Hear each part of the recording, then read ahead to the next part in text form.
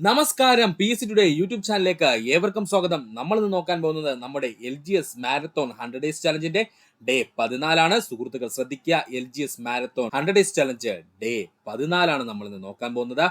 ഇന്ന് എന്താണ് പഠിക്കുവാനുള്ളത് നമുക്ക് സുഹൃത്തുക്കളെ, ഇന്ന് നമ്മൾ പഠിക്കാൻ പോകുന്നതാണ് ഗ്രീൻ റവല്യൂഷനും അതുപോലെ തന്നെ വൈറ്റ് റവല്യൂഷനും. PSC ഒരുപാട് തവണ പ്രീവിയസ് ആയി ചോദിച്ച ഒരുപാട് ചോദ്യങ്ങൾ ഇതിനകത്തുണ്ട്. അതുകൊണ്ട് ഈ രണ്ട് മേഖലകളും നമ്മൾ വ്യക്തമായിട്ട് പഠിക്കേണ്ടതുണ്ട്. അപ്പോൾ നമ്മൾ ഇന്ന് പഠിക്കാൻ പോകുന്ന ഏതൊക്കെയാണ്? ഗ്രീൻ റവല്യൂഷൻ അല്ലെങ്കിൽ ഹരിത വിപ്ലവവും വൈറ്റ് റവല്യൂഷൻ അല്ലെങ്കിൽ ധവള വിപ്ലവമാണ്. ആദ്യമായി നമ്മൾ പഠിക്കുവാൻ പോകുന്നത് ഗ്രീൻ റവല്യൂഷൻ അല്ലെങ്കിൽ ഹരിത വിപ്ലവത്തെ പറ്റിയിട്ടാണ്. എന്തൊക്കെ പോയിന്റ്സ് ആണ് നമുക്ക് പഠിക്കാനുള്ളതെന്ന് നോക്കാം. ഹരിത വിപ്ലവം 1940 1970 കാലഘട്ടങ്ങളിൽ കാർഷിക മേഖലയിൽ നിലനിന്നിരുന്ന മാന്ദ്യം കുറയ്ക്കുന്നതിനായിട്ട് ഉൽപാദനം വർദ്ധിപ്പിക്കുക എന്ന ലക്ഷ്യത്തോടെ ആഗോളതലത്തിൽ നടപ്പിലാക്കിയ കാർഷിക മുന്നേറ്റം അറിയപ്പെടുന്ന പേരാണ് ഹരിത വിപ്ലവം. എന്താ ഹരിത വിപ്ലവം എന്ന് പറഞ്ഞു കഴിഞ്ഞാൽ 1940 1970 കാലഘട്ടങ്ങളിലെ കാർഷിക മേഖലയിൽ നിലനിന്നിരുന്ന മാന്ദ്യം കുറയ്ക്കുന്നതിനായിട്ട് അല്ലെങ്കിൽ കുറയ്ക്കുവാനായിട്ട് ഉൽപാദനം വർദ്ധിപ്പിക്കുക എന്ന ലക്ഷ്യത്തോടെ ആഗോളതലത്തിൽ നടപ്പിലാക്കിയ കാർഷിക മുന്നേറ്റം അറിയപ്പെടുന്ന പേരാണ് ഹരിത വിപ്ലവം. ഹരിത വിപ്ലവം ആരംഭിച്ച രാജ്യം മെക്സിക്കോ. പഠിച്ചോളനെ, ഹരിത വിപ്ലവം ആരംഭിച്ച രാജ്യം ഏതാണ്? മെക്സിക്കോ ആണ്. പ്രീവിയസ് ക്വസ്റ്റ്യൻ ആണ്. ഹരിത വിപ്ലവം ആരംഭിച്ച രാജ്യം മെക്സിക്കോ. ഹരിത വിപ്ലവത്തിന്റെ പിതാവ് എന്നറിയപ്പെടുന്നത് നോർമൻ ബോർലോഗ് ആണ്. ഒരുപാട് ഉദ്യോഗാർത്ഥികൾ തെറ്റിക്കുന്ന ഒരു പോയിന്റ് ആണ് പറഞ്ഞത്. ഹരിത വിപ്ലവത്തിന്റെ പിതാവ് ആരെന്ന് ചോദിച്ചാൽ ഉത്തരം നോർമൻ ബോർലോഗ് ആണ്. ഇന്ത്യൻ ഹരിത വിപ്ലവത്തിന്റെ പിതാവ് എന്ന് ചോദിച്ചാൽ മാത്രമേ ഡോക്ടർ MS സ്വാമിനാഥൻ ആകുന്നുള്ളൂ. അപ്പോൾ ഹരിത വിപ്ലവത്തിന്റെ പിതാവ് എന്ന് ചോദിച്ചു കഴിഞ്ഞാൽ ഓപ്ഷനകത്ത് നോർമൻ ബോർലോഗ് ഉണ്ടെങ്കിൽ അതാണ് ഉത്തരം. ഒന്നുകൂടി പറയാം സുഹൃത്തുക്കളെ, ശ്രദ്ധിക്കുക. ഹരിത വിപ്ലവത്തെ പറ്റിയാണ് നമ്മൾ പറഞ്ഞത്. 1940 1970 കാലഘട്ടങ്ങളിൽ കാർഷിക മേഖലയിൽ നിലനിന്നിരുന്ന മാന്ദ്യം കുറയ്ക്കുന്നതിനായിട്ട് ഉൽപാദനം വർദ്ധിപ്പിക്കുക എന്ന ലക്ഷ്യത്തോടെ ആഗോളതലത്തിൽ നടപ്പിലാക്കിയ കാർഷിക മുന്നേറ്റം അറിയപ്പെടുന്ന പേരാണ് ഹരിത വിപ്ലവം. ഹരിത വിപ്ലവം ആരംഭിച്ച രാജ്യം മെക്സിക്കോ. ഹരിത വിപ്ലവത്തിന്റെ പിതാവ് എന്നറിയപ്പെടുന്നത് നോർമൻ ബോർലോഗ് ആണ്. പഠിക്കുക. ഹരിത വിപ്ലവം എന്ന പദം ആദ്യമായി ഉപയോഗിച്ചത് വില്യം ഗൗഡ് ആണ്. ഒരുപാട് തവണ PSC പ്രീവിയസ് ആയി ചോദിച്ചതാണ്. ഹരിത വിപ്ലവം എന്ന പദം ആദ്യമായി ഉപയോഗിച്ച വ്യക്തി ആരെന്ന് ചോദിച്ചാൽ അത് വില്യം ഗൗഡ് ആണ്. ഹരിത വിപ്ലവത്തിന്റെ ഏഷ്യൻ ഭവനം അല്ലെങ്കിൽ ഏഷ്യൻ കവാടം എന്നൊക്കെ അറിയപ്പെടുന്നത് ഫിലിപ്പീൻസ് ആണ്. ഹരിത വിപ്ലവത്തിന്റെ ഏഷ്യൻ ഭവനം എന്നും അല്ലെങ്കിൽ ഏഷ്യയുടെ കവാടം എന്നൊക്കെ അറിയപ്പെടുന്ന രാജ്യം ചോദിച്ചാൽ അത് ഫിലിപ്പീൻസ് ആണ്. ഹരിത വിപ്ലവത്തിലൂടെ ലോകത്ത് ഏറ്റവും കൂടുതൽ ഉൽപാദനം ഉണ്ടാക്കിയ വിള എന്ന് ചോദിച്ചാൽ അത് ഗോതമ്പാണ്. അത് ഇന്ത്യയിൽ മാത്രമല്ല, ലോകത്തും ഏറ്റവും കൂടുതൽ ഉൽപാദനം ഉണ്ടാക്കിയത് ഗോതമ്പ് തന്നെയാണ് കേട്ടോ. ഹരിത വിപ്ലവത്തിലൂടെ ഏറ്റവും കൂടുതൽ ഉൽപാദനം ഉണ്ടാക്കിയ കാർഷിക വിള ഏതാണ്? ഗോതമ്പാണ്. ബോർലോഗ് അവാർഡ് നൽകുന്ന മേഖല കാർഷിക മേഖല. ഇതും PSC പ്രീവിയസ് ആയി ചോദിച്ചതാണ്. ബോർലോഗ് അവാർഡ് ഏതു മേഖലയുമായി ബന്ധപ്പെട്ടിരിക്കുന്നു? കാർഷിക മേഖലയുമായി ബന്ധപ്പെട്ടിരിക്കുന്നു. സമാധാനത്തിനുള്ള നൊബേൽ സമ്മാനം നേടിയ ആദ്യത്തെ കൃഷി ശാസ്ത്രജ്ഞനായിരുന്നു ചോദിച്ചാൽ അത് നോർമൻ ബോർലോഗ് ആണ്. വർഷം 1970. ഇമ്പോർട്ടന്റ് ആണ്. സമാധാനത്തിനുള്ള നൊബേൽ സമ്മാനം നേടിയ ആദ്യത്തെ കൃഷി ശാസ്ത്രജ്ഞനായിരുന്നു ചോദിച്ചാൽ അത് നോർമൻ ബോർലോഗ് ആണ്. ഒന്നുകൂടി പറയാൻ സുഹൃത്തുക്കളെ, ശ്രദ്ധിക്കുക. ഹരിത വിപ്ലവം എന്ന പദം ആദ്യമായി ഉപയോഗിച്ചത് വില്യം ഗൗഡ് ആണ്. ഹരിത വിപ്ലവത്തിന്റെ ഏഷ്യൻ ഭവനം എന്നറിയപ്പെടുന്നത് ഫിലിപ്പീൻസ് ആണ്. ഹരിത വിപ്ലവത്തിലൂടെ ഏറ്റവും കൂടുതൽ ഉൽപാദനം ഉണ്ടാക്കിയ കാർഷിക വിള ഏത് എന്ന് ചോദിച്ചാൽ അത് ഗോതമ്പാണ്. ബോർലോഗ് അവാർഡുകൾ നൽകുന്ന മേഖല കാർഷിക മേഖല. സമാധാനത്തിനുള്ള നൊബേൽ സമ്മാനം നേടിയ ആദ്യത്തെ കൃഷി ശാസ്ത്രജ്ഞൻ ആര് എന്ന് ചോദിച്ചാൽ അത് നോർമൻ ബോർലോഗ് ആണ്. വർഷം 1970. പഠിക്കുക. ഇനി നമുക്ക് നോക്കുവാനുള്ളത് ഹരിത വിപ്ലവവുമായി ബന്ധപ്പെട്ട കുറച്ച് അപൂർവ വസ്തുതകൾ നോക്കാനുണ്ട്. എന്തൊക്കെയാണെന്ന് നമുക്കൊന്ന് നോക്കാം. നോർമൻ ബോർലോഗ് സമാധാനത്തിന്റെ നൊബേൽ സമ്മാനം ലഭിച്ചതിന് കാരണം ഉയർന്ന വിളവ് തരുന്ന ഗോതമ്പിനമായ HYBS വികസിപ്പിച്ചത് കൊണ്ടാണ്. ഇമ്പോർട്ടന്റ് ആണ്. നോർമൻ ബോർലോഗിന് സമാധാനത്തിന്റെ നൊബേൽ സമ്മാനം എന്തിനാ ലഭിച്ചതെന്ന് ചോദിച്ചാൽ ഉയർന്ന വിളവ് തരുന്ന ഗോതമ്പിനമായിട്ടുള്ള HYBS എന്ന് പറയുന്ന ഒരു ഗോതമ്പിനത്തിനെ വികസിപ്പിച്ചെടുത്തതിനാണ്.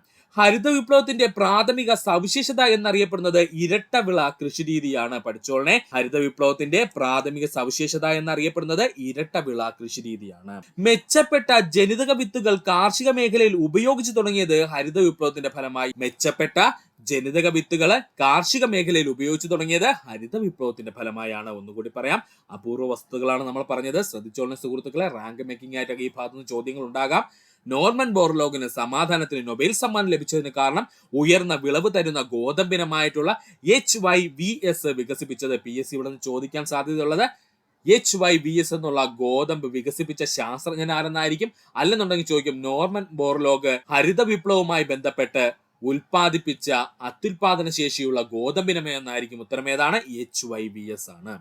ഹരിത വിപ്ലവത്തിന്റെ പ്രാഥമിക സവിശേഷതകൾ അറിയപ്പെടുന്നത് ഇരട്ട വിള കൃഷിരീതി എന്നാണ്. മെച്ചപ്പെട്ട ജനിതക വിത്തുകൾ കാർഷിക മേഖലയിൽ ഉപയോഗിച്ച് തുടങ്ങിയത് ഹരിത വിപ്ലവത്തിന്റെ ഫലമായാണ് പഠിക്കുക.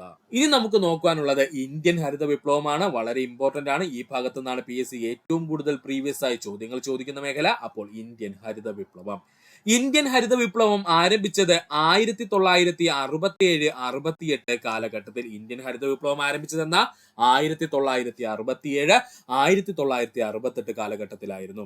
ഇന്ത്യൻ ഹരിത വിപ്ലവത്തിന്റെ പിതാവ് എന്നറിയപ്പെടുന്നത് ഡോക്ടർ MS സ്വാമിനാഥനാണ്. ഇമ്പോർട്ടന്റ് പോയിന്റ്, ഒരുപാട് തവണ PSC പ്രീവിയസ് ആയി ചോദിച്ചതാണ്, പഠിക്കുക.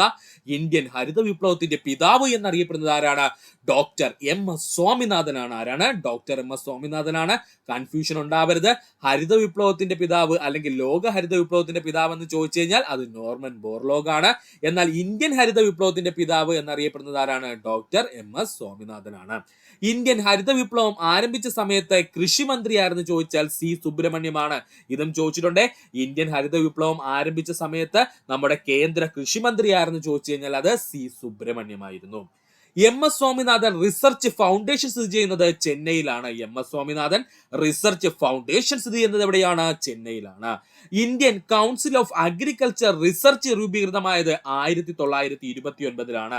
Indian council of agriculture research രൂപീകൃതമായ ഏത് വർഷമാണ്? 1929ലാണ്. ഒന്നുകൂടി പറയാം സുഹൃത്തുക്കളെ, ശ്രദ്ധിക്കുക. ഇന്ത്യൻ ഹരിത വിപ്ലവ മേഖലയെ കുറിച്ചാണ് നമ്മൾ പറഞ്ഞുകൊണ്ടിരുന്നത്. ഇന്ത്യൻ ഹരിത വിപ്ലവം ആരംഭിച്ചതെന്ന 1967, 1968 കാലഘട്ടത്തിലാണ്. ഇന്ത്യൻ ഹരിത വിപ്ലവത്തിന്റെ പിതാവ് എന്നറിയപ്പെടുന്നത് ഡോക്ടർ MS സ്വാമിനാഥനാണ്. ഇന്ത്യൻ ഹരിത വിപ്ലവം ആരംഭിച്ച സമയത്ത് കേന്ദ്ര കൃഷിമന്ത്രി ആരെന്ന് ചോദിച്ചു കഴിഞ്ഞാൽ അത് C സുബ്രഹ്മണ്യമാണ്. MS സ്വാമിനാഥൻ റിസർച്ച് ഫൗണ്ടേഷൻ സ്ഥിതി ചെയ്യുന്നത് ചെന്നൈയിലാണ്. Indian council of agriculture research രൂപീകൃതമായ വർഷം 1929 പഠിക്കുക. ഹരിത വിപ്ലവ കാലത്ത് ഇന്ത്യ വികസിപ്പിച്ചെടുത്ത അത്യുൽപാദന ശേഷിയുള്ള ഗോതമ്പിനങ്ങളാണ് കല്യാൺ സോനയും അതുപോലെ സൊണാലികയും. ഇമ്പോർട്ടന്റ് ആണ്. ഹരിത വിപ്ലവ കാലത്ത് ഇന്ത്യ വികസിപ്പിച്ചെടുത്ത അത്യുൽപാദന ശേഷിയുള്ള ഗോതമ്പിനങ്ങളാണ് കല്യാൺ സോനയും അതുപോലെ തന്നെ സോണാലികയും. ഹരിത വിപ്ലവത്തിന്റെ ഫലമായി ഏറ്റവും കൂടുതൽ ഉൽപ്പാദിപ്പിക്കപ്പെട്ട വിള എന്ന് ചോദിച്ചാൽ അത് ഗോതമ്പാണ്. ഓൾറെഡി നമ്മൾ പറഞ്ഞിട്ടുണ്ട്. ഹരിത വിപ്ലവത്തിന്റെ ഫലമായി ഏറ്റവും കൂടുതൽ ഉൽപ്പാദിപ്പിക്കപ്പെട്ട വിള ഏതാ? അത് ഗോതമ്പാണ്. കൃഷി പരാജയപ്പെട്ടാൽ സർക്കാരും രാജ്യവും പരാജയപ്പെടുമെന്ന് അഭിപ്രായപ്പെട്ട വ്യക്തി ജവഹർലാൽ നെഹ്റു. പഠിച്ചോളണേ. കൃഷി പരാജയപ്പെട്ടാൽ സർക്കാരും രാജ്യവും പരാജയപ്പെടുമെന്ന് അഭിപ്രായപ്പെട്ട വ്യക്തിത്വമാരാണ്? ജവഹർലാൽ നെഹ്റു ആണ്. എനിക്കൊരു കൾച്ചറേ അറിയൂ, അത് അഗ്രികൾച്ചർ ആണ് എന്ന് അഭിപ്രായപ്പെട്ട വ്യക്തിത്വം സർദാർ വല്ലഭായ് പട്ടേൽ. ഇത് ഒരുപാട് തവണ PSC പ്രീവിയസ് ആയി ചോദിച്ചതാണ്. എനിക്കൊരു കൾച്ചറേ അറിയൂ, അത് അഗ്രികൾച്ചർ ആണ് എന്ന് അഭിപ്രായപ്പെട്ട വ്യക്തിത്വം ഏതാണ്? സർദാർ വല്ലഭായ് പട്ടേൽ ആണ്. ഒന്നുകൂടി പറയാം സുഹൃത്തുക്കളെ, ശ്രദ്ധിക്കുക. ഹരിത വിപ്ലവ കാലത്ത് ഇന്ത്യ വികസിപ്പിച്ചെടുത്ത അത്യുൽപാദന ശേഷിയുള്ള ഗോതമ്പിനങ്ങളാണ് കല്യാൺ സോനയും അതുപോലെ സൊണാലികയും. ഇത് രണ്ടും PSC പ്രീവിയസ് ആയി ചോദിച്ചിട്ടുണ്ട്. ഹരിത വിപ്ലവത്തിന്റെ ഫലമായി ഏറ്റവും കൂടുതൽ ഉൽപ്പാദിപ്പിക്കപ്പെട്ട വിള എന്ന് ചോദിച്ചാൽ അത് ഗോതമ്പ് തന്നെയാണ്. കൃഷി പരാജയപ്പെട്ടാൽ സർക്കാരും രാജ്യവും പരാജയപ്പെടുമെന്ന് അഭിപ്രായപ്പെട്ട വ്യക്തി ഏതാണ്? ജവഹർലാൽ നെഹ്റു ആണ്. എനിക്കൊരു കൾച്ചറേ അറിയൂ, അത് അഗ്രികൾച്ചർ ആണ് എന്ന് അഭിപ്രായപ്പെട്ട വ്യക്തി ആരാണ്? സർദാർ വല്ലഭായ് പട്ടേൽ ആണ്. പഠിക്കുക. ഇനി നമുക്ക് പ്രധാനപ്പെട്ട കുറച്ച് വർഷങ്ങൾ പഠിക്കാനുണ്ട്. സുഹൃത്തുക്കളെ ശ്രദ്ധിച്ചിരിക്കുക. കുറച്ച് പ്രധാനപ്പെട്ട വർഷങ്ങളാണ്. ഈ വർഷങ്ങളെല്ലാം PSC പ്രീവിയസ് ആയി ചോദിച്ചതാണ്. ഇവയെല്ലാം നമ്മുടെ കാർഷിക മേഖലയുമായി ബന്ധപ്പെട്ട വർഷങ്ങളാണ്. നമുക്ക് നോക്കാം. അന്താരാഷ്ട്ര നെല്ലുവർഷം 2004. അന്താരാഷ്ട്ര നെല്ലുവർഷമായി നമ്മൾ ആചരിച്ചത് 2004. വീണ്ടും പറയുന്നു, അന്താരാഷ്ട്ര നെല്ലുവർഷമായി നമ്മൾ ആചരിച്ചത് 2004. അന്താരാഷ്ട്ര മണ്ണ് വർഷമായി നമ്മൾ ആചരിച്ചത് 2015. അന്താരാഷ്ട്ര മണ്ണ് വർഷമായി നമ്മൾ ആചരിച്ചത് 2015. അന്താരാഷ്ട്ര പയറു വർഷമായി നമ്മൾ ആചരിച്ചത് 2016. അന്താരാഷ്ട്ര പയറു വർഷമായി നമ്മൾ ആചരിച്ചത് 2016. ഇനി ഇതിൽ ഏറ്റവും ഇമ്പോർട്ടന്റ് പോയിന്റിലേക്ക് കടക്കുവാണ്. നമ്മുടെ ചെറുധാന്യ വർഷമായി നമ്മൾ ആചരിച്ചത് 2023. ചെറുധാന്യ വർഷമായിട്ട് ആചരിച്ചത് 2023 അല്ലെങ്കിൽ മില്ലറ്റ് ഇയർ എന്നൊക്കെ പറയും കേട്ടോ. ഇത് ആചരിച്ചതെന്നാണ് 2023. ഇപ്പോൾ കറണ്ട് അഫേഴ്സ് ആയിട്ട് ഒത്തിരി ക്വസ്റ്റ്യൻ പേപ്പറുകൾ കണ്ടിരുന്നു. അപ്പോൾ മില്ലറ്റ് ഇയർ അല്ലെന്നുണ്ടെങ്കിൽ ചെറുധാന്യ വർഷമായിട്ട് നമ്മൾ ആചരിച്ചതെന്നാണ് 2023 പഠിക്കുക. ഒന്നുകൂടി പറയാം സുഹൃത്തുക്കളെ, ശ്രദ്ധിക്കുക. അന്താരാഷ്ട്ര നെല്ലുവർഷം 2004, അന്താരാഷ്ട്ര മണ്ണ് വർഷം 2015, അന്താരാഷ്ട്ര പയർ വർഷം 2016, ചെറുധാന്യം അല്ലെങ്കിൽ മില്ലറ്റ് വർഷം എന്നറിയപ്പെടുന്നത് 2023 പഠിക്കുക. ഇനി ഇന്ത്യൻ ഹരിത വിപ്ലവവുമായി ബന്ധപ്പെട്ട് നമുക്ക് കുറച്ച് അപൂർവ വസ്തുതകൾ കൂടി പഠിക്കാം. PSCയുടെ ക്വസ്റ്റ്യൻസ് കടുപ്പമാവുന്നതിനനുസരിച്ച് ഈ ഭാഗത്തു നിന്നൊക്കെ ചോദ്യം നമുക്ക് പ്രതീക്ഷിക്കാം. അപ്പോൾ ഇന്ത്യൻ ഹരിത വിപ്ലവവും അപൂർവ വസ്തുതകളും. ഇന്ത്യയിൽ ഹരിത വിപ്ലവത്തിന് തുടക്കം കുറിക്കാൻ കാരണം 1943-ലുണ്ടായ ബംഗാളിലെ ഭക്ഷ്യക്ഷാമവും അതുവഴി ഉണ്ടായ പട്ടിണി മരണങ്ങളും പഠിച്ചോളനെ. ഇന്ത്യയിൽ ഹരിത വിപ്ലവത്തിന് തുടക്കം കുറിക്കാൻ കാരണം എന്താണ്? 1943-ൽ ബംഗാളിലുണ്ടായ ഭക്ഷ്യക്ഷാമവും അതുവഴി ഉണ്ടായ പട്ടിണി മരണങ്ങളും. മൂന്നാം കാർഷിക വിപ്ലവം എന്നറിയപ്പെടുന്നത് ഹരിത വിപ്ലവമാണ്. പഠിച്ചോളനെ. മൂന്നാം കാർഷിക വിപ്ലവം എന്നറിയപ്പെടുന്നത് ഏതാണ്? ഹരിത വിപ്ലവമാണ്. ഇന്ത്യൻ ഹരിത വിപ്ലവത്തിന് ധനസഹായം നൽകിയ രാജ്യം അമേരിക്ക. ഇമ്പോർട്ടന്റ് പോയിന്റ് ആണ്. പഠിച്ചോളനെ. ഇന്ത്യൻ ഹരിത വിപ്ലവത്തിന് ധനസഹായം നൽകിയ രാജ്യം എന്ന് ചോദിച്ചാൽ അത് അമേരിക്കയാണ്. ഇന്ത്യൻ ഹരിത വിപ്ലവത്തിന്റെ ഫലമായി ഉൽപാദനക്ഷമത വർദ്ധിപ്പിച്ച വിള എന്ന് ചോദിച്ചാൽ അത് ഗോതമ്പാണ്. നമ്മൾ ഓൾറെഡി പറഞ്ഞു. ഇന്ത്യൻ ഹരിത വിപ്ലവത്തിന്റെ ഫലമായി ഏറ്റവും കൂടുതൽ ഉൽപാദനക്ഷമത വർദ്ധിപ്പിച്ച ഭക്ഷ്യവിള എന്ന് ചോദിച്ചാൽ അത് ഗോതമ്പാണ്. ഒന്നുകൂടി പറയാം സുഹൃത്തുക്കളെ, ശ്രദ്ധിക്കുക. അപൂർവ വസ്തുതകളാണ് നമ്മൾ പറയുന്നത്. ക്വസ്റ്റ്യൻ ടഫ് ആവുന്നതിനനുസരിച്ച് ഈ മേഖലയിൽ നിന്ന് ചോദ്യങ്ങൾ വരാം. അപ്പൊ നമുക്ക് ഏതൊക്കെയാണെന്ന് നോക്കാം. ഇന്ത്യൻ ഹരിത വിപ്ലവത്തിന് തുടക്കം കുറിക്കാൻ കാരണം എന്താ? 1943-ലെ ബംഗാളിലുണ്ടായ ഭക്ഷ്യക്ഷാമവും അതുവഴി ഉണ്ടായ പട്ടിണി മരണങ്ങളും. മൂന്നാം കാർഷിക വിപ്ലവം എന്നറിയപ്പെടുന്നത് ഹരിത വിപ്ലവമാണ്. ഇന്ത്യൻ ഹരിത വിപ്ലവത്തിന് ധനസഹായം നൽകിയ രാജ്യം ഏതാണ്? അമേരിക്കയാണ്. ഇന്ത്യൻ ഹരിത വിപ്ലവത്തിന്റെ ഫലമായി ഉൽപാദനക്ഷമത വർദ്ധിപ്പിച്ച ഭക്ഷ്യവിള ഏതാണ്? ഗോതമ്പാണ്. പഠിക്കുക. ഇനി നമുക്ക് നോക്കുവാനുള്ളത് ഹരിത വിപ്ലവത്തിന്റെ ഭാഗമായി ഉൽപാദനം വർദ്ധിച്ച വിളകളാണ്. ഏറ്റവും ഇമ്പോർട്ടന്റ് പോയിന്റ് ആണ് പറയുന്നത്. ഇങ്ങനെയുള്ള ചോദ്യങ്ങളാണ് ഇപ്പോൾ PSC ചോദിക്കുന്നത്. ഹരിത വിപ്ലവത്തിന്റെ ഭാഗമായി ഉൽപാദനം വർദ്ധിച്ച വിളകൾ. ഒന്നാമത് ഗോതമ്പ്, രണ്ടാമത് അരി, അതിനുശേഷം ജോവർ, അതിനുശേഷം ബജ്റ, അതുപോലെ ചോളം. ഇത്രയുമാണ് പ്രധാനമായിട്ടും ഈ പറഞ്ഞിരിക്കുന്ന ഹരിത വിപ്ലവവുമായി ബന്ധപ്പെട്ടിട്ട് ഉൽപാദനം വർദ്ധിപ്പിച്ച ഭക്ഷ്യവിളകൾ. ഇന്ത്യയിലാണ് കേട്ടോ, ശ്രദ്ധിച്ചോളണേ. ഹരിത വിപ്ലവത്തിന്റെ ഭാഗമായിട്ട് ഇന്ത്യയിൽ ഉൽപാദനം വർദ്ധിപ്പിച്ച ഭക്ഷ്യവിളകൾ ഏതൊക്കെയാ? ഗോതമ്പ്, അരി, ജോവർ, ബജ്റ, ചോളം. ഒന്നുകൂടി പറയാം. ഗോതമ്പ്, അരി, ജോവർ, ബജ്റ, ചോളം എന്നീ ഭക്ഷ്യവിളകൾക്കാണ് ഹരിത വിപ്ലവത്തിന്റെ ഫലമായിട്ട് ഇന്ത്യയിൽ ഉൽപാദനം വർദ്ധിപ്പിച്ചത്.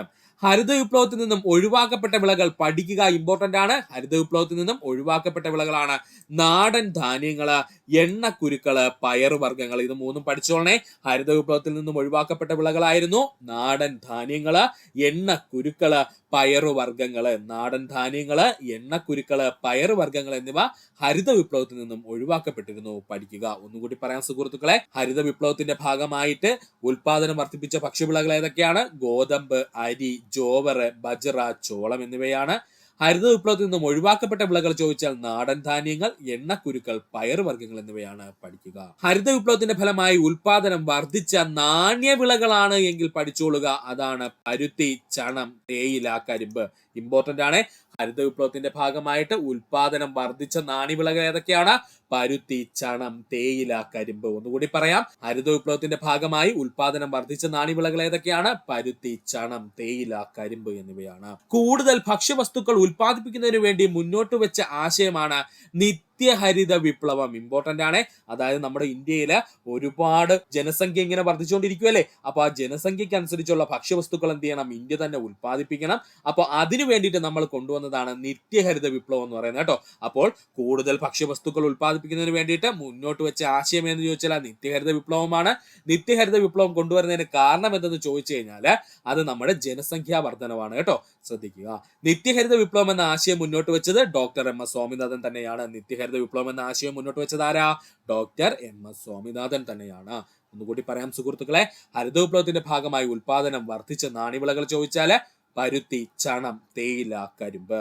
കൂടുതൽ ഭക്ഷ്യവസ്തുക്കൾ ഉൽപ്പാദിപ്പിക്കുന്നതിന് വേണ്ടി മുന്നോട്ട് വെച്ച ആശയമാണ് നിത്യഹരിത വിപ്ലവം. നിത്യഹരിത വിപ്ലവം മുന്നോട്ട് വരാനുള്ള കാരണം എന്താ? അല്ലെങ്കിൽ അത് കൊണ്ടുവരാനുള്ള കാര്യം എന്താ? നമ്മുടെ ജനസംഖ്യാ വർധനവാണ്. നിത്യഹരിത വിപ്ലവം എന്ന ആശയം മുന്നോട്ട് വെച്ചത് ഡോക്ടർ MS സ്വാമിനാഥനാണ്. പഠിക്കുക. ഇനി നമുക്ക് പഠിക്കുവാനുള്ളതാണ് ഡോക്ടർ MS സ്വാമിനാഥനെ പറ്റിയിട്ട്. PSC ഒരുപാട് പ്രീവിയസ് ആയി ചോദിച്ചിട്ടുണ്ട് ഡോക്ടർ MS സ്വാമിനാഥനെ പറ്റിയിട്ട്. അതുകൊണ്ട് അദ്ദേഹത്തെ പറ്റി നമുക്ക് വ്യക്തമായിട്ട് പഠിക്കേണ്ടതുണ്ട്. നമുക്ക് നോക്കാം. Doctor MS Swaminathan. Doctor MS Swaminathan ജനിച്ചത് 1925 ആഗസ്റ്റ് 7-നാണ്. ഡോക്ടർ MS സ്വാമിനാഥന്റെ ജനനം എന്നായിരുന്നു? 1925 ഓഗസ്റ്റ് 7-നായിരുന്നു. ഡോക്ടർ MS സ്വാമിനാഥന്റെ മരണം 2023 സെപ്റ്റംബർ മാസം 28-ാം തീയതി. ഇപ്പോഴങ്ങോട്ട് ഒരുപാട് ക്വസ്റ്റ്യൻ പേപ്പറിൽ PSC പ്രീവിയസ് ആയി ചോദിച്ചതാണ്. ഇമ്പോർട്ടന്റ് ആണ്. അപ്പോ ഡോക്ടർ MS സ്വാമിനാഥന്റെ മരണം എന്നായിരുന്നു? 2023 സെപ്റ്റംബർ മാസം 28-ാം തീയതിയായിരുന്നു. ഡോക്ടർ MS സ്വാമിനാഥന്റെ ജന്മദേശം തമിഴ്നാടാണ്. ഡോക്ടർ MS സ്വാമിനാഥന്റെ ജന്മദേശം തമിഴ്നാടാണ്. പഠിക്കുക. ഇന്ത്യൻ ഹരിത വിപ്ലവത്തിന്റെ പിതാവ് എന്നറിയപ്പെടുന്നത് എം എസ് സ്വാമിനാഥൻ. നമ്മൾ ഓൾറെഡി പറഞ്ഞു കഴിഞ്ഞു. ഇന്ത്യൻ ഹരിത വിപ്ലവത്തിന്റെ പിതാവ് എന്നറിയപ്പെടുന്നത് ആരാണ്? എം എസ് സ്വാമിനാഥനാണ്. ഇന്ത്യൻ അഗ്രികൾച്ചർ റിസർച്ചിന്റെ ഡയറക്ടർ ജനറൽ ആയിരുന്ന വ്യക്തിത്വം എം എസ് സ്വാമിനാഥൻ. ഏതാ വർഷം? 1972 മുതൽ 1979 വരെ. കേട്ടോ, ഇന്ത്യൻ അഗ്രികൾച്ചർ റിസർച്ചിന്റെ ഡയറക്ടർ ജനറൽ ആയിരുന്ന വ്യക്തിത്വമായിരുന്നു ചോദിച്ചാൽ അത് എം എസ് സ്വാമിനാഥനാണ്. വർഷം 1972 മുതൽ 1979 വരെ. National bureau of plant animal fish genetic resource of India രൂപീകരിച്ച വ്യക്തിത്വമായിരുന്നു ചോദിച്ചാൽ അത് എം എസ് സ്വാമിനാഥനാണ്. ഇമ്പോർട്ടന്റ് ആണ്. National bureau of plant animal fish genetics resource of India രൂപീകരിച്ചത് ആരാണ്? എം എസ് സ്വാമിനാഥനാണ്. ആദ്യത്തെ ലോക ഭക്ഷ്യ പുരസ്കാരം ലഭിക്കുന്നത് ഡോക്ടർ എം എസ് സ്വാമിനാഥനാണ്. മോസ്റ്റ് ഇമ്പോർട്ടന്റ് പോയിന്റ്, ലോകത്തിൽ ആദ്യമായിട്ട് ലോക ഭക്ഷ്യ പുരസ്കാരം ആർക്കാ ലഭിക്കുന്നത്? ഡോക്ടർ എം എസ് സ്വാമിനാഥനാണ്. പഠിക്കുക. ഒന്നുകൂടി പറയാം സുഹൃത്തുക്കളെ, ഡോക്ടർ എം എസ് സ്വാമിനാഥനെ പറ്റിയാണ് നമ്മൾ പറഞ്ഞുകൊണ്ടിരുന്നത്. അദ്ദേഹത്തിന്റെ ജനനം 1925 ഓഗസ്റ്റ് 7-നാണ്. ഡോക്ടർ എം എസ് സ്വാമിനാഥന്റെ മരണം 2023 സെപ്റ്റംബർ 28-ആണ്. ഡേറ്റ് വ്യക്തമായിട്ട് പഠിച്ചു വെച്ചേക്കുക. ഓൾറെഡി PSC പ്രീവിയസ് ആയി ചോദിച്ചു കഴിഞ്ഞു. ഡോക്ടർ എം എസ് സ്വാമിനാഥന്റെ ജന്മസ്ഥലം തമിഴ്നാടാണ്. ഇന്ത്യൻ ഹരിത വിപ്ലവത്തിന്റെ പിതാവ് എന്നറിയപ്പെടുന്നത് doctor M S Swaminathan. Indian agriculture റിസർച്ചിന്റെ ഡയറക്ടർ ജനറൽ ആയിരുന്ന വ്യക്തിത്വമായിരുന്നു ചോദിച്ചാൽ അത് എം എസ് സ്വാമിനാഥനാണ്. വർഷം 1972 മുതൽ 1979 വരെ. National bureau of plant animal fish genetics resource of India രൂപീകരിച്ച വ്യക്തി ഡോക്ടർ എം എസ് സ്വാമിനാഥൻ. ആദ്യത്തെ ലോക ഭക്ഷ്യ പുരസ്കാരം ലഭിക്കുന്നത് ഡോക്ടർ എം എസ് സ്വാമിനാഥനാണ്. പഠിക്കുക. 1979 കൃഷി മന്ത്രാലയത്തിന്റെ പ്രിൻസിപ്പൽ സെക്രട്ടറിയായി നിയമിതനായ വ്യക്തിയാരെന്ന് ചോദിച്ചാൽ ഡോക്ടർ എം എസ് സ്വാമിനാഥനാണ്. 1979 കൃഷി മന്ത്രാലയത്തിന്റെ പ്രിൻസിപ്പൽ സെക്രട്ടറിയായി നിയമിതനായ വ്യക്തിത്വമാരെന്ന് ചോദിച്ചാൽ അത് എം എസ് സ്വാമിനാഥനാണ്. 2004 രൂപീകരിച്ച നാഷണൽ കമ്മീഷൻ ഓൺ ഫാർമേഴ്സിന്റെ ആദ്യത്തെ ചെയർമാൻ ആരെന്ന് ചോദിച്ചാൽ അത് ഡോക്ടർ എം എസ് സ്വാമിനാഥനാണ്. ഇമ്പോർട്ടന്റ് ആണ്. 2004 രൂപീകരിച്ച നാഷണൽ കമ്മീഷൻ ഓൺ ഫാർമേഴ്സിന്റെ ആദ്യത്തെ ചെയർമാൻ ആയിരുന്ന വ്യക്തിത്വമായിരുന്നു ചോദിച്ചാൽ ഡോക്ടർ എം എസ് സ്വാമിനാഥനാണ്. 1984 international union for conservation of nature and natural resource അഥവാ IUCN പ്രസിഡന്റ് ആയിരുന്ന വ്യക്തിത്വമായിരുന്നു ചോദിച്ചാൽ അതും ഡോക്ടർ എം എസ് സ്വാമിനാഥനാണ്. പഠിച്ചോളണേ. 1984 international union for conservation of nature and natural resource അഥവാ IUCN പ്രസിഡന്റ് ആയിരുന്ന വ്യക്തിത്വമായിരുന്നു ചോദിച്ചാൽ അത് എം എസ് സ്വാമിനാഥനാണ്. അപ്പോൾ M S Swaminathan IUCN president ആയിട്ട് ഇരുന്നിട്ടുണ്ട്. പഠിച്ചോളുക. ബയോസ്ഫിയർ റിസർവുകളുടെ ട്രസ്റ്റിഷിപ്പ് മാനേജ്മെന്റ് എന്ന ആശയം കൊണ്ടുവന്ന വ്യക്തിത്വമായിരുന്നു ചോദിച്ചാൽ എം എസ് സ്വാമിനാഥനാണ്. പഠിച്ചോളണേ. ബയോസ്ഫിയർ റിസർവുകളുടെ ട്രസ്റ്റിഷിപ്പ് മാനേജ്മെന്റ് എന്ന ആശയം കൊണ്ടുവന്ന വ്യക്തിത്വമാരാണ്? എം എസ് സ്വാമിനാഥനാണ്. പഠിക്കുക. ഒന്നുകൂടി പറയാം സുഹൃത്തുക്കളെ, ശ്രദ്ധിക്കുക. 1979 കൃഷി മന്ത്രാലയത്തിന്റെ പ്രിൻസിപ്പൽ സെക്രട്ടറിയായി നിയമിതനായ വ്യക്തിത്വമാരെന്ന് ചോദിച്ചാൽ ഡോക്ടർ എം എസ് സ്വാമിനാഥനാണ്. 2004 രൂപീകരിച്ച നാഷണൽ കമ്മീഷൻ ഓൺ ഫാർമേഴ്സിന്റെ ആദ്യത്തെ ചെയർമാൻ ആരെന്ന് ചോദിച്ചാൽ അത് ഡോക്ടർ എം എസ് സ്വാമിനാഥനാണ്. 1984 international union for conservation of nature and natural resource അഥവാ IUCN പ്രസിഡന്റ് ആയിരുന്ന വ്യക്തിത്വമാരെന്ന് ചോദിച്ചാൽ എം എസ് സ്വാമിനാഥനാണ്. ബയോസ്ഫിയർ റിസർവുകളുടെ ട്രസ്റ്റിഷിപ്പ് മാനേജ്മെന്റ് എന്ന ആശയം കൊണ്ടുവന്ന വ്യക്തിത്വം ഡോക്ടർ എം എസ് സ്വാമിനാഥനാണ്. പഠിക്കുക. ഡോക്ടർ എം എസ് സ്വാമിനാഥന് പത്മവിഭൂഷൺ നൽകി ആദരിച്ച വർഷം 1989. ഡോക്ടർ എം എസ് സ്വാമിനാഥന് പത്മവിഭൂഷൺ നൽകി ആദരിച്ച വർഷം 1989. Doctor M S Swaminathan community ലീഡർഷിപ്പിനുള്ള രമൺ മാഗ്സസെ അവാർഡ് ലഭിക്കുന്നത് 1971 കേട്ടോ. ഡോക്ടർ എം എസ് സ്വാമിനാഥന് കമ്മ്യൂണിറ്റി ലീഡർഷിപ്പിനുള്ള രമൺ മാഗ്സസെ അവാർഡ് ലഭിച്ച വർഷം 1971. ഡോക്ടർ എം എസ് സ്വാമിനാഥന് യുനെസ്കോയുടെ മഹാത്മാഗാന്ധി സ്വർണ്ണ മെഡൽ ലഭിച്ചത് 1999. എം എസ് സ്വാമിനാഥന് യുനെസ്കോയുടെ മഹാത്മാഗാന്ധി സ്വർണ്ണ മെഡൽ ലഭിച്ചത് 1999. ഗ്രാമീണ മേഖലയിലെ സ്ത്രീകളുടെ സാമ്പത്തിക വളർച്ച വർദ്ധിപ്പിക്കുന്നതിന് എം എസ് സ്വാമിനാഥൻ ആരംഭിച്ച സ്ഥാപനമാണ് M S Swaminathan research foundation. Important ആണ്. ഗ്രാമീണ മേഖലകളിലെ സ്ത്രീകളുടെ സാമ്പത്തിക വളർച്ച വർദ്ധിപ്പിക്കുന്നതിന് വേണ്ടിയിട്ട് ഡോക്ടർ എം എസ് സ്വാമിനാഥൻ ആരംഭിച്ച സ്ഥാപനമാണ് M S Swaminathan research foundation. M S സ്വാമിനാഥന് ഭാരതരത്ന നൽകി രാജ്യം അംഗീകരിച്ച വർഷം 2024. ഇതങ്ങ് പഠിച്ചോളണേ. ഡോക്ടർ എം എസ് സ്വാമിനാഥന് ഭാരതരത്ന നൽകി രാജ്യം അംഗീകരിച്ച വർഷം എത്രയാണ്? 2024. ഒന്നുകൂടി പറയാം സുഹൃത്തുക്കളെ. Doctor M S Swaminathan Padma Vibhushan നൽകി ആദരിച്ചത് 1989. Doctor M S Swaminathan community ലീഡർഷിപ്പിനുള്ള രമൺ മാഗ്സസെ അവാർഡ് ലഭിച്ചത് 1971. എം എസ് സ്വാമിനാഥന് യുനെസ്കോയുടെ മഹാത്മാഗാന്ധി സ്വർണ്ണ മെഡൽ പുരസ്കാരം ലഭിച്ചത് 1999. ഗ്രാമീണ മേഖലയിലെ സ്ത്രീകളുടെ സാമ്പത്തിക വളർച്ച വർദ്ധിപ്പിക്കുന്നതിന് എം എസ് സ്വാമിനാഥൻ ആരംഭിച്ച സ്ഥാപനമാണ് M S Swaminathan research foundation. M S Swaminathan Swaminathan Bharat Ratna നൽകി രാജ്യം ആചരിച്ചതെന്നാണ്? 2024 പഠിക്കുക. MS സ്വാമിനാഥന്റെ പ്രശസ്തമായ പുസ്തകങ്ങളാണ് an എവരിഗ്രീൻ revolution, wheat revolution, A quest for A world without hunger, the quest for A world without hunger. ഈ 3 പുസ്തകവും PSC പ്രീവിയസ് ആയി ചോദിച്ചിട്ടുണ്ട്. അതുകൊണ്ട് ഇത് 3 പഠിക്കുക. MS സ്വാമിനാഥന്റെ പ്രശസ്തമായ പുസ്തകങ്ങളാണ് an എവരിഗ്രീൻ revolution, wheat revolution, the quest for A world without hunger, A quest for A world without hunger പഠിക്കുക. അടുത്തതായി നമുക്ക് നോക്കാനുള്ളതാണ് വൈറ്റ് റെവല്യൂഷൻ അല്ലെങ്കിൽ ധവള വിപ്ലവം. ഇന്ത്യയിൽ പാലുൽപാദനത്തിലുണ്ടായ വർധനവ് അറിയപ്പെടുന്ന പേരാണ് ധവള വിപ്ലവം. ഇന്ത്യയിലെ പാലുൽപാദനത്തിലുണ്ടായ വർധനവ് അറിയപ്പെടുന്ന പേരാണ് ധവള വിപ്ലവം. ഇന്ത്യൻ ധവള വിപ്ലവത്തിന്റെ പിതാവ് ഡോക്ടർ വർഗീസ് കുര്യൻ. ഇന്ത്യൻ ധവള വിപ്ലവത്തിന്റെ പിതാവാരാ? ഡോക്ടർ വർഗീസ് കുര്യൻ ആണ്. ഓപ്പറേഷൻ ഫ്ലഡ് എന്ന പേരിൽ അറിയപ്പെട്ടിരുന്നത് ധവള വിപ്ലവമാണ്. ഇന്ത്യയിൽ ധവള വിപ്ലവം ആരംഭിച്ചത് 1964-1965 കാലഘട്ടത്തിൽ. ഇമ്പോർട്ടന്റ് ആണ്. ഇന്ത്യയിൽ ധവള വിപ്ലവം ആരംഭിച്ചത് എന്നാ സുഹൃത്തുക്കളെ? 1964-1965 കാലഘട്ടത്തിലാണ്. ഒന്നുകൂടി പറയാം, ധവള വിപ്ലവത്തെ പറ്റിയാണ് നമ്മൾ പറയുന്നത്. ഇന്ത്യയിൽ പാലുൽപാദനത്തിലുണ്ടായ വർധനവാണ് ധവള വിപ്ലവം എന്നറിയപ്പെടുന്നത്.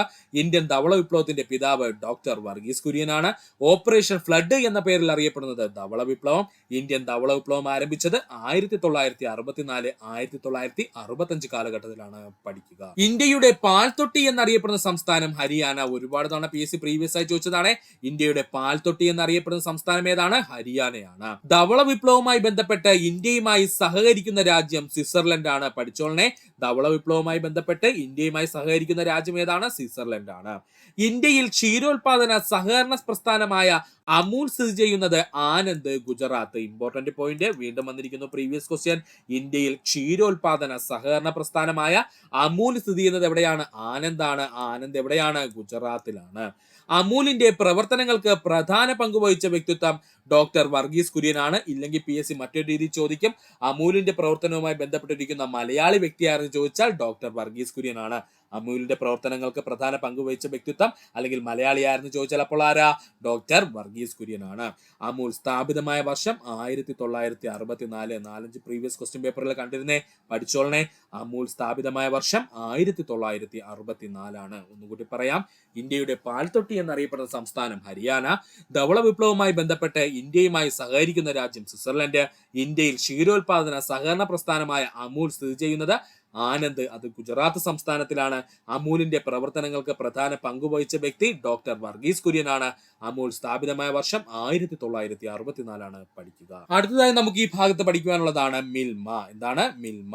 ധവള വിപ്ലവത്തിന്റെ ഭാഗമായി നാഷണൽ ഡയറി ഡെവലപ്മെന്റ് ബോർഡിന്റെ നേതൃത്വത്തിൽ കേരളത്തിൽ സ്ഥാപിച്ച ക്ഷീര സഹകരണ സംഘം അറിയപ്പെടുന്ന പേരാണ് മിൽമ. ഇമ്പോർട്ടന്റ് ആണ്. ധവള വിപ്ലവത്തിന്റെ ഭാഗമായിട്ട് നാഷണൽ ഡയറി ഡെവലപ്മെന്റ് ബോർഡിന്റെ നേതൃത്വത്തിൽ കേരളത്തിൽ സ്ഥാപിച്ച ക്ഷീര സഹകരണ സംഘം അറിയപ്പെടുന്ന പേരാണ് മിൽമ. മിൽമ നിലവിൽ വന്ന വർഷം 1980. ഇമ്പോർട്ടന്റ് ആണ്. മിൽമ നിലവിൽ വന്ന വർഷം എത്രയാണ്? 1980 ആണ്. മിൽമയുടെ ആസ്ഥാനം തിരുവനന്തപുരം. മിൽമയുടെ ആദ്യകാലത്തെ ആപ്തവാക്യം കേരളം കണികൊണ്ടുണരുന്ന നന്മ. മിൽമയുടെ ആദ്യകാലത്തെ ആപ്തവാക്യം കേരളം കണികൊണ്ടുണരുന്ന നന്മയാണ്. ഇത് മൊത്തവും PSC പ്രീവിയസ് ആയി ചോദിച്ചതാണ്. അതുകൊണ്ട് നമുക്ക് ഈ ഒരു പോയിന്റ് പോലും കളയാനില്ല. പഠിക്കുക. ധവള വിപ്ലവത്തിന്റെ ഭാഗമായി നാഷണൽ ഡയറി ഡെവലപ്മെന്റ് ബോർഡിന്റെ നേതൃത്വത്തിൽ കേരളത്തിൽ സ്ഥാപിച്ച ക്ഷീര സഹകരണ സംഘമാണ് മിൽമ. മിൽമ നിലവിൽ വന്ന വർഷം 1980. മിൽമയുടെ ആസ്ഥാനം തിരുവനന്തപുരം. മിൽമയുടെ ആദ്യകാലത്തെ ആപ്തവാക്യം കേരളം കണികൊണ്ടുണരുന്ന നന്മ എന്നാണ്. പഠിക്കുക. ഇനി നമുക്ക് പഠിക്കുവാനുള്ളത് നമ്മുടെ ധവള വിപ്ലവവുമായിട്ട് ബന്ധപ്പെട്ടിട്ടുണ്ടായ അപൂർവ വസ്തുതകളാണ് കേട്ടോ. ഇതൊന്ന് പഠിച്ചു വെച്ചോളനെ, ഇമ്പോർട്ടന്റ് ആണ്. ഇന്ത്യൻ ധവള വിപ്ലവവുമായി ബന്ധപ്പെട്ടുള്ള അപൂർവ വസ്തുതകൾ. ലോകത്തിലെ ഏറ്റവും വലിയ ക്ഷീര വികസന പദ്ധതി എന്നറിയപ്പെടുന്നത് 1970 രൂപീകരിച്ച ഓപ്പറേഷൻ ഫ്ലഡ് ആണ്. ഇമ്പോർട്ടന്റ് ആണ്. ലോകത്തിലെ ഏറ്റവും വലിയ ക്ഷീര വികസന പദ്ധതി എന്നറിയപ്പെടുന്നത് 1970 ഓപ്പറേഷൻ ഫ്ലഡ് ആണ്. ധവള വിപ്ലവത്തിന്റെ വേഗത വർദ്ധിപ്പിക്കുന്നതിന് ആരംഭിച്ച പദ്ധതിയാണ് ഓപ്പറേഷൻ ഫ്ലഡ്. അപ്പോൾ ധവള വിപ്ലവം എന്ന് പറയുന്നത് ഓൾറെഡി ഉണ്ട്. അതിന്റെ വേഗത വർദ്ധിപ്പിക്കുന്നതിന് ആരംഭിച്ച പദ്ധതിയാണ് ഓപ്പറേഷൻ ഫ്ലഡ് എന്ന് പറയുന്നത്. ഓപ്പറേഷൻ ഫ്ലഡ് ആരംഭിച്ച വർഷം 1970 കേട്ടോ. ഓപ്പറേഷൻ ഫ്ലഡ് ആരംഭിച്ച വർഷം 1970 ഓപ്പറേഷൻ ഫ്ലഡ് പദ്ധതി ആരംഭിച്ചത് national dairy development board of ഇന്ത്യയാണ്. National dairy development board of ഇന്ത്യയാണ് ഓപ്പറേഷൻ ഫ്ലഡ് എന്ന് പറയുന്ന പദ്ധതി ആരംഭിച്ചത്. ഒന്നുകൂടി പറയാം സുഹൃത്തുക്കളെ, ശ്രദ്ധിക്കുക.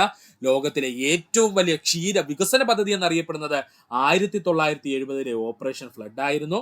ധവള വിപ്ലവത്തിന്റെ വേഗത വർദ്ധിപ്പിക്കുന്നതിനായി ആരംഭിച്ച പദ്ധതി എന്ന് ചോദിച്ചാൽ അത് ഓപ്പറേഷൻ ഫ്ലഡ് ആണ്.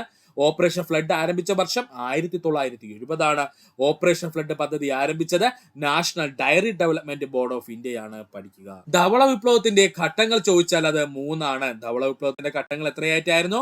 3 രീതിയിലായിരുന്നു. ധവള വിപ്ലവത്തിന്റെ നേട്ടത്തിന് പിന്നിൽ നടന്ന പരീക്ഷണം അറിയപ്പെടുന്ന പേരാണ് അമൂൽ ആനന്ദ് പാറ്റേൺ പരീക്ഷണം. പഠിച്ചോളെ, ധവള വിപ്ലവത്തിന്റെ നേട്ടത്തിന് പിന്നിൽ നടന്ന പരീക്ഷണം എന്നറിയപ്പെടുന്നത് അമൂൽ ആനന്ദ് പാറ്റേൺ പരീക്ഷണം. എന്താണ് അമൂൽ ആനന്ദ് പാറ്റേൺ പരീക്ഷണം? ധവള വിപ്ലവ കാലത്തെ ഇന്ത്യയുടെ പ്രധാനമന്ത്രി ലാൽ ബഹദൂർ ശാസ്ത്രിയാണ്. ഇമ്പോർട്ടന്റ് പോയിന്റ് ആണ്, പഠിച്ചോളെ. ഈ ധവള വിപ്ലവത്തിന്റെ കാലത്ത് ഇന്ത്യയുടെ പ്രധാനമന്ത്രി ആരായിരുന്നു? ലാൽ ബഹദൂർ ശാസ്ത്രി ആയിരുന്നു. ഒന്നുകൂടി പറയാം, ധവള വിപ്ലവത്തിന്റെ ഘട്ടങ്ങൾ ചോദിച്ചാൽ 3, അല്ലെങ്കിൽ PSC ചോദിക്കാം 3 ഘട്ടങ്ങളായിട്ടാണോ ധവള വിപ്ലവം നടന്നതെന്ന് ചോദിച്ചാൽ ശരിയാണ്. ധവള വിപ്ലവം നടന്നത് 3 ഘട്ടങ്ങളായിട്ടാണ്. ധവള വിപ്ലവത്തിന്റെ നേട്ടത്തിന് പിന്നിൽ നടന്ന പരീക്ഷണം അറിയപ്പെടുന്ന പേരാണ് അമൂൽ ആനന്ദ് പാറ്റേൺ പരീക്ഷണം. എന്താണ് അമൂൽ ആനന്ദ് പാറ്റേൺ പരീക്ഷണം? ധവള വിപ്ലവ കാലത്ത് ഇന്ത്യയുടെ പ്രധാനമന്ത്രി ആരായിരുന്നു? ലാൽ ബഹദൂർ ശാസ്ത്രി ആയിരുന്നു. പഠിക്കുക. ഇനി നമുക്ക് പഠിക്കാനുള്ളതാണ് ഡോക്ടർ വർഗീസ് കുര്യനെ പറ്റിയിട്ട്. ഡോക്ടർ MS സ്വാമിനാഥനെ പറ്റി നമ്മൾ പഠിച്ചു. അതുപോലെ നമുക്ക് പഠിക്കേണ്ട വ്യക്തിത്വമാണ് ഡോക്ടർ വർഗീസ് കുര്യൻ. ഡോക്ടർ വർഗീസ് കുര്യൻ ജനിച്ചത് 1921 നവംബർ 26 ഡോക്ടർ വർഗീസ് കുര്യൻ ജനിച്ചത് 1921 നവംബർ 26 അദ്ദേഹത്തിന്റെ മരണം 2012 സെപ്റ്റംബർ 9 അപ്പോൾ ഡോക്ടർ വർഗീസ് കുര്യന്റെ മരണം എന്നായിരുന്നു? 2012 സെപ്റ്റംബർ 9 അദ്ദേഹം ഏത് സംസ്ഥാനക്കാരനാ? അദ്ദേഹത്തിന്റെ ജന്മസ്ഥലം എവിടെയാ? നമ്മുടെ കേരളം തന്നെയാണ്. അപ്പോൾ ഡോക്ടർ വർഗീസ് കുര്യൻ ജനിച്ചത് 1921 നവംബർ 26 അദ്ദേഹം മരണപ്പെട്ടത് 2012 സെപ്റ്റംബർ 9 മാക്സസെ പുരസ്കാരം ലഭിക്കുന്ന ആദ്യത്തെ മലയാളി എന്നറിയപ്പെടുന്നത് ഡോക്ടർ വർഗീസ് കുര്യനാണ്. വർഷം 1963. വർഷം കൂടെ അങ്ങ് പഠിച്ചോളനെ. മാക്സസെ പുരസ്കാരം ലഭിക്കുന്ന ആദ്യത്തെ മലയാളി എന്നറിയപ്പെടുന്നത് ഡോക്ടർ വർഗീസ് കുര്യനാണ്. വർഷം 1963. 1965 രൂപീകരിച്ച നാഷണൽ ഡയറി ഡെവലപ്മെന്റ് ബോർഡിന്റെ തലവനായിരുന്ന വ്യക്തിയായിരുന്നു ചോദിച്ചാൽ അത് ഡോക്ടർ വർഗീസ് കുര്യനാണ്. 1965 രൂപീകരിച്ച നാഷണൽ ഡയറി ഡെവലപ്മെന്റ് ബോർഡിന്റെ തലവനായിരുന്ന വ്യക്തി ഡോക്ടർ വർഗീസ് കുര്യനാണ്. 1998 ലോകത്തിലെ ഏറ്റവും കൂടുതൽ പാൽ ഉൽപ്പാദിപ്പിക്കുന്ന രാജ്യമായി ഇന്ത്യ മാറിയതിന് പിന്നിൽ പ്രവർത്തിച്ച ബുദ്ധി കേന്ദ്രമാരാണ്? ഡോക്ടർ വർഗീസ് കുര്യനാണ്. 1998 ലോകത്തിലെ ഏറ്റവും കൂടുതൽ പാൽ ഉൽപ്പാദിപ്പിക്കുന്ന രാജ്യമായി ഇന്ത്യ മാറിയതിന് പിന്നിൽ പ്രവർത്തിച്ച ബുദ്ധി കേന്ദ്രമാരായിരുന്നു? ഡോക്ടർ വർഗീസ് കുര്യൻ ആയിരുന്നു. പഠിക്കുക. ഒന്നുകൂടി പറയാം സുഹൃത്തുക്കളെ, ഡോക്ടർ വർഗീസ് കുര്യനെ പറ്റിയാണ് നമ്മൾ പറഞ്ഞത്. ജനനം 1921 നവംബർ 26, മരണം 2012 സെപ്റ്റംബർ 9 മാക്സസെ പുരസ്കാരം ലഭിക്കുന്ന ആദ്യത്തെ മലയാളി എന്നറിയപ്പെടുന്നത് ഡോക്ടർ വർഗീസ് കുര്യൻ. വർഷം 1963. 1965 രൂപീകരിച്ച നാഷണൽ ഡയറി ഡെവലപ്മെന്റ് ബോർഡിന്റെ തലവനായിരുന്നു ഡോക്ടർ വർഗീസ് കുര്യൻ. 1998 ലോകത്തിലെ ഏറ്റവും കൂടുതൽ പാൽ ഉൽപ്പാദിപ്പിക്കുന്ന രാജ്യമായിട്ട് ഇന്ത്യ മാറിയതിന് മുന്നിൽ പ്രവർത്തിച്ച ബുദ്ധി കേന്ദ്രം എന്നറിയപ്പെടുന്നത് ഡോക്ടർ വർഗീസ് കുര്യനാണ്. പഠിക്കുക. Kurien Kaira district cooperative milk producers union ലിമിറ്റഡിന്റെ സ്ഥാപകൻ ഡോക്ടർ വർഗീസ് കുര്യനാണ്. ഇമ്പോർട്ടന്റ് പോയിന്റ് ആണ് പറഞ്ഞത്. Kurien Kaira district cooperative milk producers union ലിമിറ്റഡിന്റെ സ്ഥാപകൻ ആരാണ്? ഡോക്ടർ വർഗീസ് കുര്യനാണ്. Kurien Kaira district cooperative milk producers union limited ഇപ്പോൾ അറിയപ്പെടുന്ന പേരാണ് അമൂൽ എന്നുള്ളത്. പഠിച്ചോളനെ, ഇമ്പോർട്ടന്റ് ആണ്. Kurien Kaira district cooperative milk producers union ലിമിറ്റഡിന്റെ ഇപ്പോൾ അറിയപ്പെടുന്ന പേരെന്താണ്? അമൂൽ എന്നാണ്. എന്താണ്? അമൂൽ എന്നാണ്. ഭക്ഷ്യ എണ്ണയുടെ നിർമ്മാണ മേഖലയിൽ മാറ്റം കൊണ്ടുവന്ന ധാര എന്ന ഭക്ഷ്യ എണ്ണയുടെ പിന്നിൽ പ്രവർത്തിച്ച വ്യക്തിത്വമായിരുന്നു ചോദിച്ചാൽ ഡോക്ടർ വർഗീസ് കുര്യനാണ്. ഇമ്പോർട്ടന്റ് പോയിന്റ് ആണ്. ഭക്ഷ്യ എണ്ണയുടെ നിർമ്മാണ മേഖലയിലെ ഒരു കുതിച്ചുചാട്ടം കൊണ്ടുവന്ന അല്ലെങ്കിൽ ഒരു മാറ്റം കൊണ്ടുവന്ന ധാര എന്ന ഭക്ഷ്യ എണ്ണയുടെ പിന്നിൽ പ്രവർത്തിച്ച വ്യക്തിത്വമാരാണ്? ഡോക്ടർ വർഗീസ് കുര്യനാണ്. പഠിക്കുക. ഒന്നുകൂടി പറയാം. Kurien Kaira district cooperative milk producers union limited എന്ന സ്ഥാപകനാരാണ്? ഡോക്ടർ വർഗീസ് കുര്യനാണ്. ഈ Kurien Kaira district cooperative milk producers union ലിമിറ്റഡിന്റെ ഇപ്പോഴറിയപ്പെടുന്ന പേരെന്താണ്? അമൂൽ എന്നാണ്. ഭക്ഷ്യ എണ്ണയുടെ നിർമ്മാണ മേഖലയിൽ മാറ്റം കൊണ്ടുവന്ന ധാര എന്ന ഭക്ഷ്യ എണ്ണയുടെ പിന്നിൽ പ്രവർത്തിച്ചിരുന്ന വ്യക്തിത്വമാരാണ്? ഡോക്ടർ വർഗീസ് കുര്യനാണ്. പഠിക്കുക. വർഗീസ് കുര്യന്റെ ജനനദിനമായ നവംബർ 26 ദേശീയ ക്ഷീരദിനമായി നമ്മൾ ആചരിക്കുന്നു. ഇമ്പോർട്ടന്റ് ആണ്. വർഗീസ് കുര്യന്റെ ജനനദിനമായ നവംബർ 26 ദേശീയ ക്ഷീരദിനമായിട്ട് നമ്മൾ ആചരിക്കുന്നു. ദേശീയ ക്ഷീരദിനം നവംബർ 26 ആചരിച്ചു തുടങ്ങിയത് 2014 മുതൽ. ദേശീയ ക്ഷീരദിനം നവംബർ 26 ആയിട്ട് ആചരിച്ചു തുടങ്ങിയത് 2014 മുതലാണ്. ഡോക്ടർ വർഗീസ് കുര്യന്റെ 100ാം ജന്മവാർഷികം ആഘോഷിച്ചത് 2021. ഡോക്ടർ വർഗീസ് കുര്യന്റെ 100ാം ജന്മവാർഷികം ആഘോഷിച്ചു തുടങ്ങിയത് 2021. ഡോക്ടർ വർഗീസ് കുര്യന്റെ 100ാം ജന്മവാർഷികം ആഘോഷിച്ചു തുടങ്ങിയത് എന്നാണ്? 2021 പഠിക്കുക. ഒന്നുകൂടി പറയാം. വർഗീസ് കുര്യന്റെ ജന്മദിനമായ നവംബർ 26 ദേശീയ ക്ഷീരദിനമായി ആചരിക്കുന്നു. ദേശീയ ക്ഷീരദിനം നവംബർ 26 ആചരിച്ചു തുടങ്ങിയത് 2014 മുതൽ. ഡോക്ടർ വർഗീസ് കുര്യന്റെ 100ാം ജന്മവാർഷികം ആഘോഷിച്ചത് 2021 പഠിക്കുക. ഇനി നമുക്ക് പഠിക്കാനുള്ളത് ഡോക്ടർ വർഗീസ് കുര്യൻ രൂപീകരിച്ച സ്ഥാപനങ്ങളാണ്. ഡോക്ടർ വർഗീസ് കുര്യൻ രൂപീകരിച്ച സ്ഥാപനങ്ങൾ: institute of rural management Anand 1979. Institute of rural management Anand 1979. National cooperative dairy federation 1988. National cooperative dairy federation 1988. Anandalaya education society സ്ഥാപിച്ചത് doctor Varghese Kurien. Anandalaya education society സ്ഥാപിച്ചത് ആരാണ്? ഡോക്ടർ വർഗീസ് കുര്യൻ ആണ്. അതുപോലെ തന്നെ വിദ്യാ ഡയറി 1994 സ്ഥാപിച്ചത് ഡോക്ടർ വർഗീസ് കുര്യൻ ആണ്. വിദ്യാ ഡയറി 1994 ആരംഭിച്ചത് ഡോക്ടർ വർഗീസ് കുര്യൻ ആണ്. Gujarat cooperative milk marketing federation ആരംഭിച്ചത് doctor Varghese Kurien. Gujarat cooperative milk marketing federation ആരംഭിച്ചതാരാണ്? ഡോക്ടർ വർഗീസ് കുര്യൻ ആണ്. പഠിക്കുക. ഒന്നുകൂടി പറയാം. ഡോക്ടർ വർഗീസ് കുര്യൻ രൂപീകരിച്ച പ്രധാനപ്പെട്ട സ്ഥാപനങ്ങളാണ് നമ്മൾ പറഞ്ഞത്. Indian institute of rural management Anand 1979. National cooperative dairy federation 1988. Anandalaya education society രൂപീകരിച്ചത് ഡോക്ടർ വർഗീസ് കുര്യൻ ആണ്. വിദ്യാ ഡയറി 1994 രൂപീകരിച്ചത് doctor Varghese Kurien. Gujarat cooperative milk marketing federation സ്ഥാപിച്ചത് ഡോക്ടർ വർഗീസ് കുര്യൻ ആണ്. പഠിക്കുക. ഇനി നമുക്ക് പഠിക്കാനുള്ളതാണ് ഡോക്ടർ വർഗീസ് കുര്യന്റെ പ്രധാന പുസ്തകങ്ങൾ. ഏതൊക്കെയായിരുന്ന പുസ്തകങ്ങൾ നോക്കാം സുഹൃത്തുക്കളെ. ഐ ടു ഹാഡ് എ ഡ്രീമും ആൻഡ് അൺഫിനിഷ്ഡ് ഡ്രീമും രണ്ട് പ്രധാനപ്പെട്ട പുസ്തകങ്ങളാണ്. ഐ ടു ഹാഡ് എ ഡ്രീമും അതുപോലെ ആൻഡ് അൺഫിനിഷ്ഡ് ഡ്രീമും. ഇത് രണ്ടും PSC പ്രീവിയസ് ആയി ചോദിച്ച പുസ്തകങ്ങളാണ്. ഇത് രണ്ടും പഠിക്കുക. ഡോക്ടർ വർഗീസ് കുര്യന്റെ പുസ്തകങ്ങൾ ഏതൊക്കെയാണ്? ഐ ടു ഹാഡ് എ ഡ്രീമും അതുപോലെ അൺഫിനിഷ്ഡ് ഡ്രീമും. ഇത് രണ്ടും സുഹൃത്തുക്കളെ പഠിക്കുക. ഇത്രയുമായിരുന്നു നമ്മുടെ ഇന്ത്യൻ കാർഷിക വിപ്ലവം എന്നുള്ള മേഖലയിൽ നമ്മൾ പഠിച്ചത്. അതിനകത്ത് ഏറ്റവും പ്രധാനപ്പെട്ടതായിരുന്നു ഗ്രീൻ റവല്യൂഷനും വൈറ്റ് റവല്യൂഷനും. അതുകൊണ്ട് സുഹൃത്തുക്കൾ ഇത് രണ്ടും പ്രധാനപ്പെട്ട പോയിന്റ്സ് ആയിട്ട് തന്നെ പഠിക്കുക. ഇത്ര നേരം ഈ വീഡിയോ സുഹൃത്തുക്കളെല്ലാവർക്കും നന്ദി, നമസ്കാരം. നിങ്ങൾക്ക് ഈ വീഡിയോ ഇഷ്ടമായെങ്കിൽ നിങ്ങളുടെ സുഹൃത്തു കൂടി ഒന്ന് ഷെയർ ചെയ്ത് കൊടുക്കുക. അതിനോടൊപ്പം തന്നെ നമ്മുടെ ചാനൽ സബ്സ്ക്രൈബ് ചെയ്ത് സഹായിക്കുക. സബ്സ്ക്രൈബ് ബട്ടണോട് ചേർന്നുള്ള ബെൽ ബട്ടൺ അമർത്തി കഴിഞ്ഞാൽ നമ്മൾ അപ്ലോഡ് ചെയ്യുന്ന വീഡിയോകൾ അപ്പോൾ തന്നെ സുഹൃത്തുക്കളെ നിങ്ങളെത്തുന്നതാണ്. സുഹൃത്തുക്കളെല്ലാവർക്കും നന്ദി, നമസ്കാരം. നല്ല ദിവസം നേരുന്നു.